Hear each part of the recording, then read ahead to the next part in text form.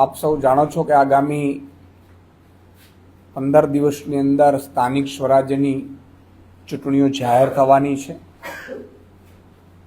અને અમારી પણ લગભગ સ્ક્રીનિંગ કમિટીની 3 દિવસની મીટિંગ પૂર્ણ થઈ છે, જેમાં અમે કેટલાક નામો છે એ તારવ્યા છે અને એ નામો માનનીય અરવિંદ કેજરીવાલજી ભગવત માનજી પણ 4 દિવસના ગુજરાતના પ્રવાસે પધારી રહ્યા છે.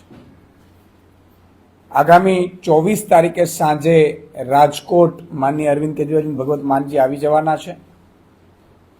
ત્યારે ભગવત માનજી અને અરવિંદ કેજરીવાલજી બંને નેતાઓ સાથે અમે સ્થાનિક સ્વરાજ્યની ચૂંટણીને લઈને પણ અમારું પ્રદેશ નેતૃત્વ છે એ આખરી ઓપ આપવા માટે મીટિંગ કરવાનો છે.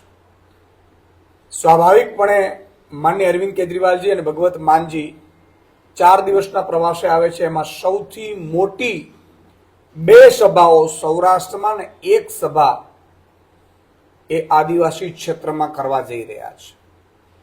25 તારીખે સાંજે અમરેલીમાં હજારોની સંખ્યામાં ખેડૂતોનું વિજય વિશ્વાસ સભાનું આયોજન કરવામાં આવ્યું છે. માનનીય અરવિંદ કેજરીવાલજી, માનનીય ભગવત માન અને સમગ્ર પ્રદેશ નેતૃત્વ ઉપસ્થિત રહેશે. 25 તારીખે અમરેલી બાદ 26 તારીખે જામનગરના લાલપુરમાં માનનીય અરવિંદ કેજરીવાલજી ભગવત માનજીની ઉપસ્થિતિમાં વિજય વિશ્વાસ સંમેલન એ ખેડૂતો માટે ખેડૂતોના પ્રશ્નોને લઈને રાખવામાં આવી છે, મોટી સભા. અને ત્યારબાદ દાહોદમાં 27 તારીખે સભાનું આયોજન થશે.